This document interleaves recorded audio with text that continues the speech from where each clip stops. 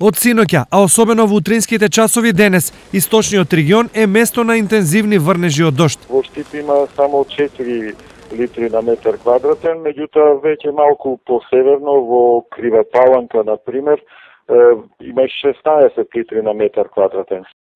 Ваквото време многумина ги прави депресивни, но на него му се радуваат земјоделците, на кои од водата им зависи родот. За земјоделието е добро. Житата се супер.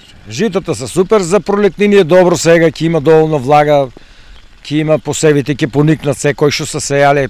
Дождо е добро дојден за овие работи, нема што тука, апсолутно сега во е у последен момент цело зимо беше суша и ово е за земјоделците сега голема работа, голем благодет.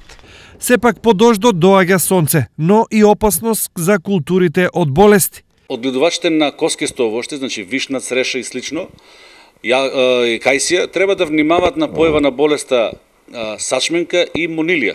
Од друга страна, кај едногодишните култури, доколку порано посевите не биле превентивно третирани, постојат сите услови да се јават најзначајните болести по житариците, дали се тоа работи за пламеница или некој од другите. Кои се последиците и како земјоделците да се заштитат од нив? Тоа може да придонесе до појава на огромни зафаќања по листовите, што ќе намали површината за фотосинтеза кај растенијата и од тука истите ќе бидат закржлавени, нема да растат со соодветна брзина и димензија, а и родот кој што евентуално ќе треба да го донесат ќе биде на многу ниско ниво. И затоа потребно е да се изврши визуализација или од око да се процени дали постои зараза или не и доколку постои нешто такво да се изврши третирање со соодветен препарат.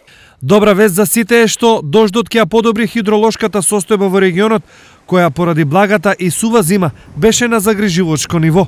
Инаку, освен дожд, денес врнеше и снег, прв пат по 15 години, кога последен пат во средината на април беше бело.